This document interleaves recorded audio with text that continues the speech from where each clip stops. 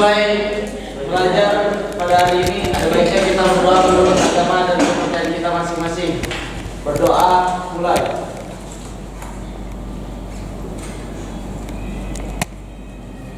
Tidak ada kata cukup untuk berdoa.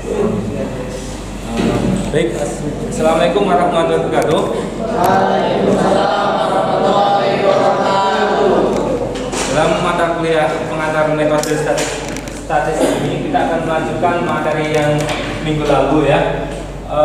Minggu lalu kita sudah belajar tentang probability sampling. Pada minggu ini kita akan belajar tentang non probability sampling.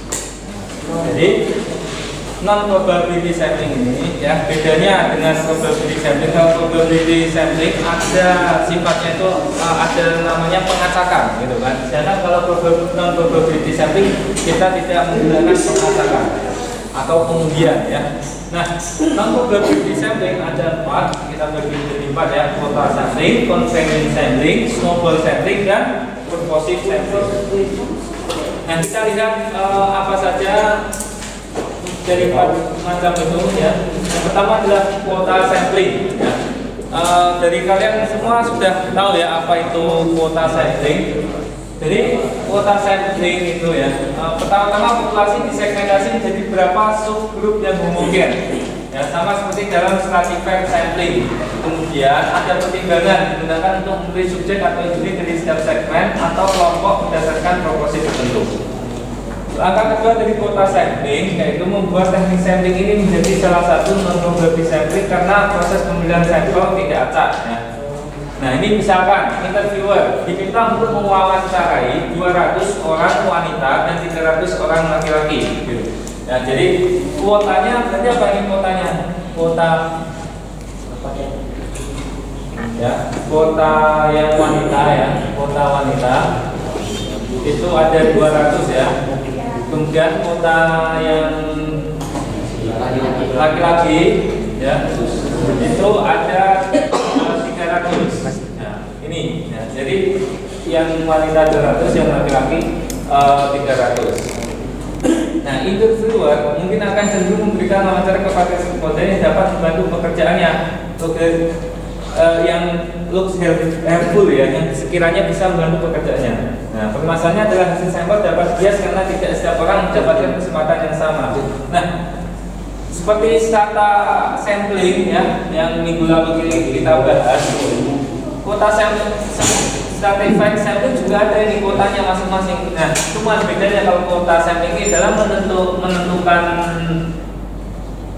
200 wanita ini kita tidak melalui pengacakan, tetapi seperti yang bisa dijangkau gitu ya, yang kira-kira misalnya wanita yang mau untuk diwawancarai atau laki-laki yang mau diwawancarai atau interviewer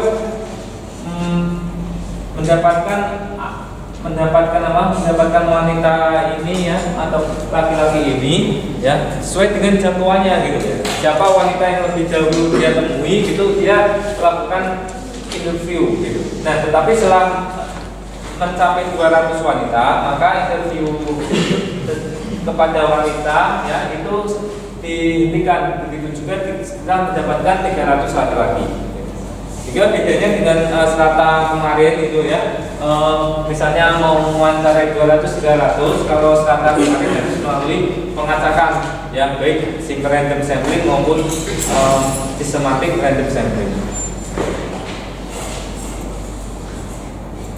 Nah, tentang convenience sampling ini ya,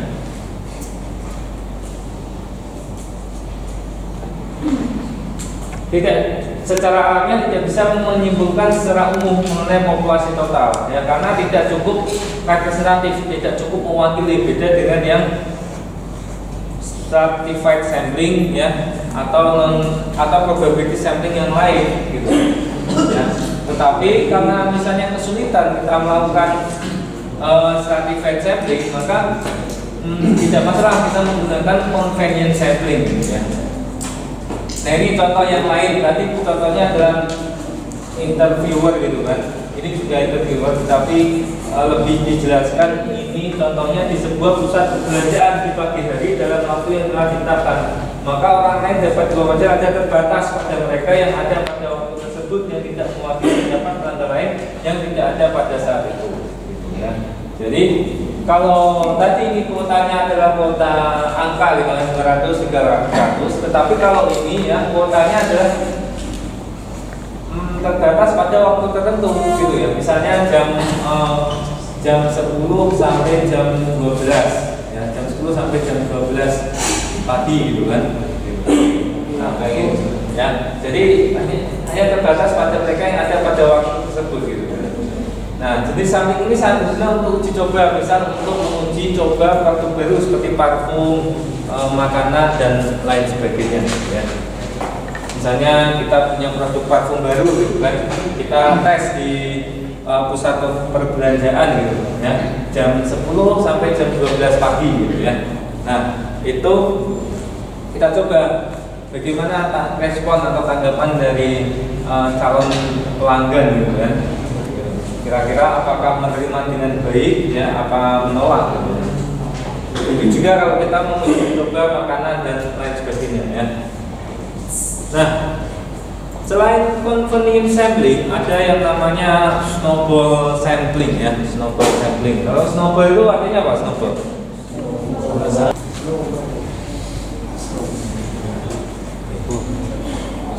Nah, dalam penelitian social science, snowball sampling merupakan teknik sampling yang mirip dengan convenience sampling. Ya.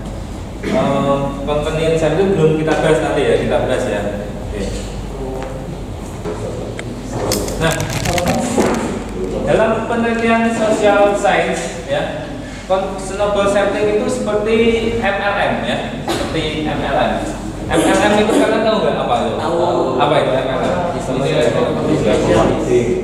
Push yang multi level marketing ya kan. Jadi kita memasarkan produk kita ya lewat teman kita atau lewat orang lain. Yang mana jika laku ya produk kita lewat teman kita atau orang lain, kita memberikan komisi atau bagi hasil kepada teman kita ya. Itu yang lain. Terus nanti bagikan lagi ke temannya lagi gitu kan. Nah, jadi sampel diperoleh sebenarnya untuk merekrut sampel yang lain untuk menjadi sampel. Nah, contohnya ya, akan diteliti pendapat para mahasiswa yang pernah melakukan tindakan menyontek saat ujian terhadap sistem ujian yang sifatnya tutup buku. Nah, jika sudah ditemukan satu mahasiswa yang pernah menyontek, maka dari mahasiswa tersebut digali informasi siapa saja teman-temannya yang sama-sama biasa menyontek saat ujian. Nah, biasanya itu kalau yang menyontek itu kan satu grup gitu kan, kerjasama gitu kan, atau tidak saling kerjasama, saya tidak tahu, tidak ya. Nah, misalnya ini saya kerjasama ya, dosen satu mengetahui ada mahasiswanya yang menyontek, kemudian dikorek informasi siapa saja selain dia yang menyontek. Nah, dari temannya yang tadi dicari lagi informasi siapa teman atau teman-teman yang lain, begitu seterusnya sampai sampel dirasa cukup untuk memperoleh data yang diperlukan atau sudah tidak terkorek lagi keterangan sampel lainnya. Nah, itu snowball sampling ya. Nah, contoh yang lain bagaimana? Ada yang bisa menyebutkan mungkin maju gitu? Contoh mengenai snowball sampling. Ayo, selain kasus menyontek, kalau yang kasus yang sekarang ini kira-kira bagaimana? Ya, tentang kasus corona, ayo contoh snowball samplingnya kayak kita mau mendeteksi apa ya? Kira mungkin di depan gitu.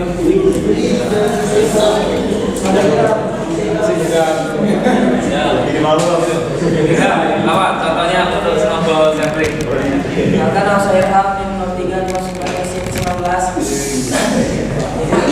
Jadi ya contohnya mungkin di kasus virus corona, misalnya kita cara cari snowball samplingnya itu gini, dari pengidap apa yang terinfeksi pertama kali, Ya, terinfeksi pertama kali, terus diinterogasi, dia dicari dan dicari siapa-siapa aja yang pernah bersentuhan sama dia. oh ya, ya terinfeksi gitu kan, terinfeksi, ya, terinfeksi apa corona gitu ya. Nah, ini yang mencari ya siapa-siapa saja yang Berselisih. Dia siapa saja yang pernah bersentuhan dengan dia, kan? Pertama keluarganya. Ya. Terus setelah itu, setelah tahu ini kemudian apa lagi? Jadi dalam menentukan si A, si B, si C, kemudian bagaimana lagi? Satu level aja, mungkin nambah lagi. Dan siapa yang bersentuhan juga dengan si A, si B, si C gitu? Ya, kayak gitu. Oh gitu. Jadi mungkin si F, si B, si H gitu kan? Ya. Kemudian ini siapa? Si J, si K gitu kan? Bersentuhan ya. Bersentuhan dalam artian apa? Pernah berinteraksi. Kalau ngobrol kayak gini, nggak ngobrol atau bersentuhan apa? Kalau ngobrol yang pernah ditemui ya, Pak. Ngobrol, Ya. tidak mungkin bersalaman gitu atau Ya mungkin kan penularannya bisa melalui sirkulasi darah. oh, sirkulasi udara. Nah, yang namanya ini kan kita belajar statistik, ya. Berarti yang di karakteristik yang dicari kira-kira apa? Datanya. Ya, data tentang apa? Diukur atau dihitung. Kalau data kan biasanya diukur, dihitung gitu kan. Apa namanya, misalnya tinggi badan, berat badan. Kalau dihitung misalnya banyaknya mahasiswa, banyaknya sepeda motor. Dihitung apanya? Jumlah orang. Hah? Jumlah orang. Terus manfaatnya apa? Manfaatnya? Manfaatnya agar tahu siapa aja yang Hari-hari. ya. Oh iya, gitu yang mengenali ini gitu kan. Nah kita kan menyampel gitu kan. Berarti kan kita ingin tahu gitu kan. Misalnya ada data yang hasil pengukuran atau data yang dihitung gitu kan. Jadi mungkin bisa di kalau yang lain mungkin apa? Suhunya gitu ya. Oke, suhu gitu kan. Jadi karena suhu itu sangat apa ya? Salah satu faktor itu kan. Dia terkena corona atau tidak gitu ya. Nah, kalau suhunya tinggi berarti mungkin dia sedang sakit, bisa apa kemungkinannya lebih besar dibandingkan yang suhunya rendah gitu ya. Nah kemudian ini dihitung ini suhunya berapa, suhu gitu kan, yang satu level gitu kan, suhu maksudnya yang langsung bersentuhan dengan si ini gitu kan. Nah kemudian nanti mungkin bisa dirata-ratakan atau standar deviasikan gitu kan, sesuai dengan statistik yang akan dicari. Nah kemudian di sini juga dicari lagi misalnya suhunya berapa gitu. Apakah ada perbedaan apa tidak gitu kan? Ya. Nah, begitu. Jadi statistik yang akan dicari adalah ini suhu gitu ya. Gitu. Tapi itu ya seperti itu. Kalau ini contoh yang nyontek kayak gini, kira-kira statistiknya apa? Statistiknya ya. Kalau saya tanya statistik, berarti jawabannya apa? Proporsi, rata-rata, terus apa lagi? Standar deviasi gitu kan? Jumlah. Ayo, kira-kira apa ini? Kira-kira kalau statistik yang bisa diolah? Rata-rata apa? Nilai. Bisa. Rata-rata nilai, oh iya bisa juga ya rata-rata nilai. Kalau proporsi kira-kira bisa nggak? Bisa juga ya, misalnya menyonteknya dengan kertas, dengan HP gitu kan. Jadi banyaknya yang nyontek menggunakan fasilitas HP atau menyontek dengan fasilitas toilet mungkin kan. Jadi itu cari seolah-olah pura-pura ke belakang gitu kan. Gitu. Oke, terima kasih Del. Kita kasih tentang kemudian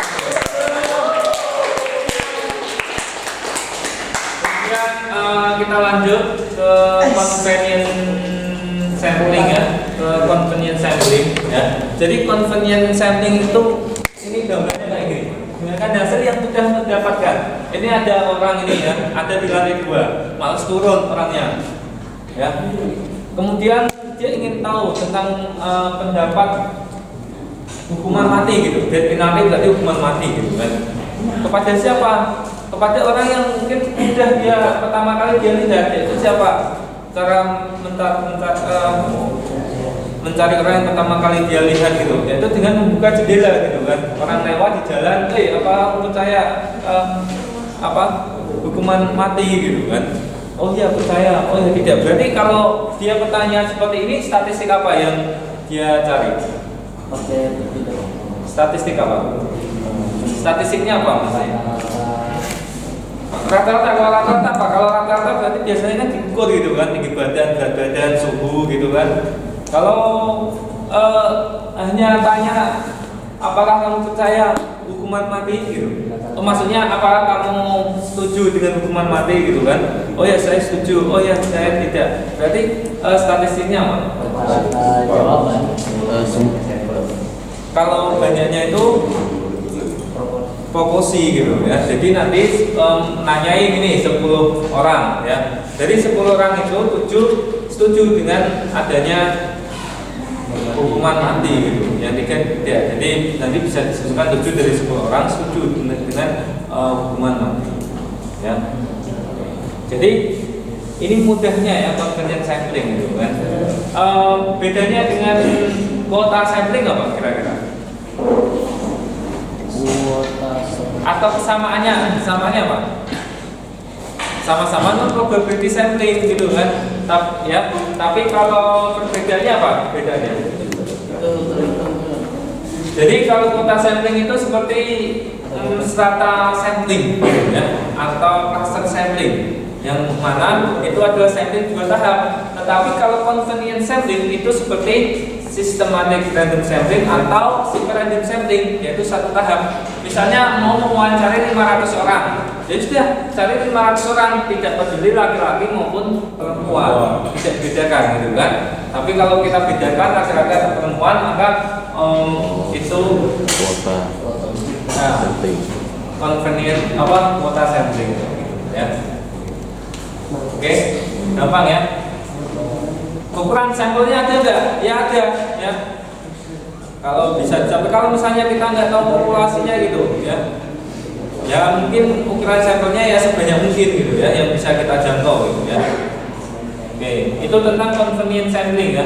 Kemudian tentang judgmental sampling atau purposive sampling. Kalau purposive sampling artinya purposive sendiri artinya apa? Tujuan gitu kan. Oke, jadi sampling yang ada tujuannya gitu ya. Nah, peneliti memilih sampel berdasarkan siapa yang mereka pikir akan sesuai untuk studi sampel ya, ini ya,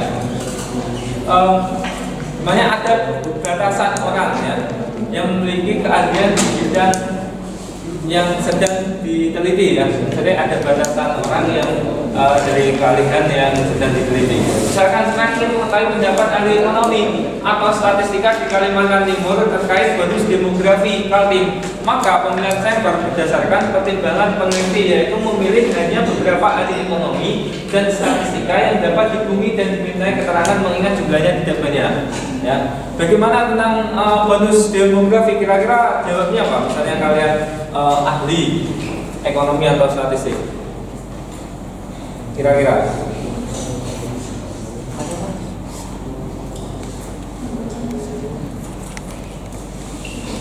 jawabnya? Ya, jawabnya menguntungkan, biasa aja, merugikan gitu kan. Atau itu kalau 3 klasifikasi. Kalau misalnya 4 klasifikasi atau kategori, sangat menguntungkan, agak menguntungkan, biasa saja, agak merugikan gitu kan. Gitu. Kalau bonus demografi gitu kan. Semakin banyak orang mungkin karena semakin sempit nanti pemukiman semakin kumuh gitu kan. Tapi bisa juga misalnya banyak bonus demografi sehingga proyek-proyek atau pekerjaan yang membutuhkan orang banyak bisa cepat selesai gitu. Jadi kan menguntungkan gitu kan. Dan mendapat peluang mendapatkan sumber daya manusia yang jenius dan unggul itu lebih besar misalnya kayak gitu ya. Jadi ketika kita tanya orang ahli ekonomi, kita yang menentukan siapa sih ahli ekonomi gitu loh ya, berdasarkan pertimbangan gitu. Jadi tidak semua orang itu ditanya mengenai manfaat atau dampak dari bonus demografi, tetapi kita tanya kepada orang yang kira-kira ahli kapasitasnya di situ gitu. Jadi tidak semua orang. Kalau konvensional kan mudahnya siapa yang bisa ditemui itu yang bisa gitu kan, yang ditarik untuk dijadikan responden gitu kan. Tapi kalau purposif itu orang-orang tertentu ya, kita menilai siapa yang kira-kira layak gitu. Ya. Misalnya saya mau mengambil ya perwakilan dari kalian untuk mewakili Ontipa gitu kan. Nah, siapa yang kira-kira bisa gitu ya, tanpa seleksi ya, tanpa seleksi, tetapi berdasarkan pengalaman pergaulan. Oh ya, Rozi gitu kan, atau misalnya Angel gitu kan, atau siapa, Resti gitu kan. Ya kenapa saya pilih Rozi? Karena dia aktif di kelas gitu kan, nilainya juga lumayan gitu kan, PS-nya gitu kan. Nah, mungkin Angel mungkin punya pengalaman di bidang Olimpiade waktu SMA misalnya kayak gitu dan lain sebagainya. Jadi seperti ketika butuh misalnya perwakilan gitu kan, saya milihnya itu berdasarkan pertimbangan khusus gitu ya. Jadi pilih ini. Nah, seperti itu. Oke, itulah tentang 4 dari non probability sampling. Ada pertanyaan mungkin? Enggak ada? Oke, ada yang bisa mengulang lagi? Perbedaan kuota, convenience, nomor purposive tadi urutannya kuota, nomor, convenience, purposive ya. Oke, nggak masalah. Oke, nggak ada ya. Kalau tidak ada, silahkan nanti ini dipelajari. Kalian buat buat tulis lagi nih pengertiannya apa. Kemudian kalau bisa ada contohnya gitu ya. Nanti kalau kita tahu, oh contohnya ini berarti kita paham. Kalau kita belum tahu contohnya yang kayak gimana, contohnya harus beda gitu ya. Ada perbedaan walaupun satu tema gitu kan. Ya, misalnya kita buat misalnya contoh tentang corona semua, kota sampling tentang corona, convenient sampling, snowball sampling, purposive sampling gitu kan, tentang corona. Tetapi ada karakteristik yang berbeda dari masing-masing non probability sampling. Oke, begitu penjelasan dari saya untuk pertemuan kali ini mengenai non probability sampling. Selanjutnya kita akan lanjutkan materi minggu depan atau 2 minggu lagi ya, minggu depan UTS ya. Kurang lebihnya saya minta maaf. Assalamualaikum warahmatullahi wabarakatuh. Waalaikumsalam.